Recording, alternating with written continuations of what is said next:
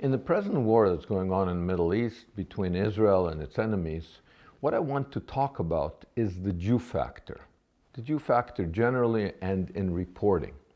What do I mean about the Jew factor? Well, there's one rule for humanity and another rule for the Jews. So how does that work? Well, normally, for example, if a gang gangs up on an individual or a bunch of countries or one country, the one country is the underdog and the gang is the overdog, except in Israel. Even though the 7 countries shooting ballistic missiles at Israel, the underdog is them, not Israel. How does that work? The Jew factor. Simcha Sessions, out-of-the-box insights into history, religion, and politics. I want to talk about the double standard that we see in the world today when it comes to Israel and the Jews. A double standard that we haven't seen as extreme since the 1930s and Nazi Germany and the rise of fascism all over Europe. Now we see it in the news. We see this double standard on campuses. We see this double standard when that Greta, what's her name, shows up and she's supporting Hamas. Hamas.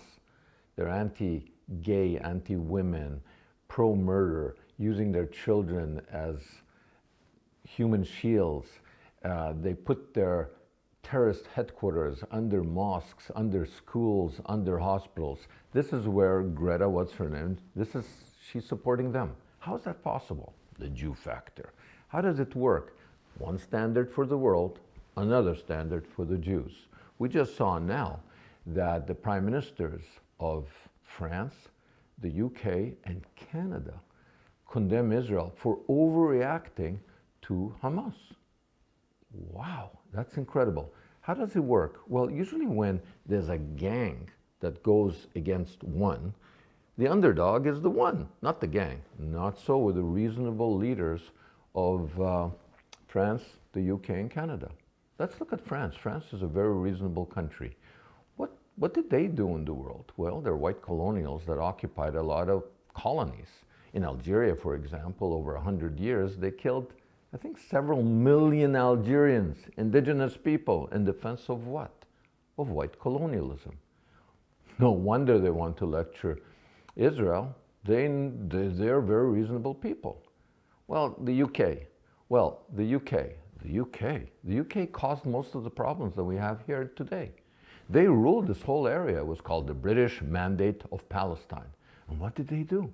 They hacked off 80% of Palestine, and instead of calling it Palestine and giving it to the Arabs, they imported a Hashemite king from Saudi Arabia, and they handed a whole 80% of Palestine to this day to the Jordanian monarchy, anti-democratic Jordanian monarchy. No one talks about that because there's no Jews there. But 80% of Palestine is under Arab occupation, created by the British. They were very reasonable. They were very reasonable after the Holocaust when they took my dad and thousands of Jews and put them in Cyprus, Holocaust survivors, on the island of Cyprus, behind barbed wire, when they had no legal justification for it.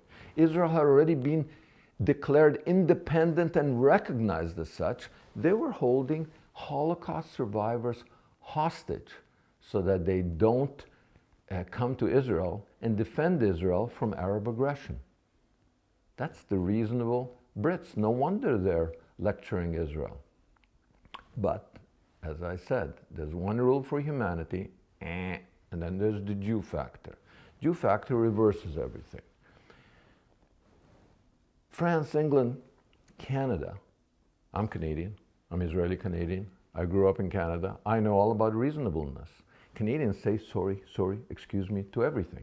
So what do Canadians do? What did the Canadian government do when faced with opposition? Well, let's look at 1970, the October crisis. I was in Montreal then, and I remember the FLQ, a terrorist group that wanted independence for Quebec, and they killed one politician, Pierre Laporte. What did Pierre Elliott Trudeau, the legendary Prime Minister of Canada, the father of the guy Justin, who just ruled Canada for 10 years, What did Pierre Trudeau do when faced with a group that killed one person? He suspended civil liberties. He called in the Emergency Act, and he suspended all rights in Canada from Vancouver to Newfoundland. There was no freedom because Pierre Trudeau was facing terrorism. And in the war against terrorism, if you're not a Jew, you can do anything.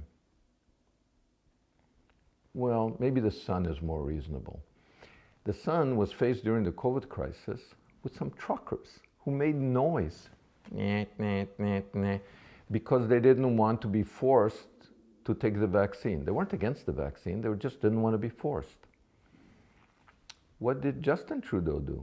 He invoked the same Emergency Act and he suspended the entire Constitution, the Charter of Rights in Canada, just so he could really screw those truckers. Well, maybe they're nicer to Indigenous people. Not so. 1990, Oka, Indigenous people tried to defend some cemeteries from a golf course. Thousands, not hundreds, thousands of Canadian troops were called in to crush the Indigenous resistance. In Ontario, in 1995, Dudley George was shot down. Why? Because he was trying, along with other Indigenous people, to protect some native land from Ontario parks. That's okay. But if Hamas comes across the border, attacks Israel, and murders over 1,200 people, rapes, kills, pillages, murders babies in their cribs, takes over 250 hostages, Israel is overreacting. How could that be possible? The Jew factor. The Jew factor says that the rule that applies to everybody on planet Earth doesn't apply to the Jews and not to the Jewish state, Israel. So Greta comes and she supports Hamas because Israel is not supplying humanitarian aid to people in Gaza.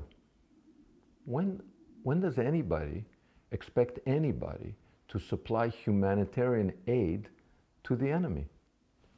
The Jew factor. So Israel says, okay, we'll supply it, but not through Hamas. And Hamas shoots the aid workers. They kill the Gaza Arabs, Palestinians, waiting, trying to get food for their families. And who's to blame? Israel. Why? The Jew factor. Well, here's the weird thing. The rules that pertained against the Jews in the 1930s don't pertain anymore. Israel and the Jewish people have taken it somehow, crazy notion, on themselves to say, victims no more.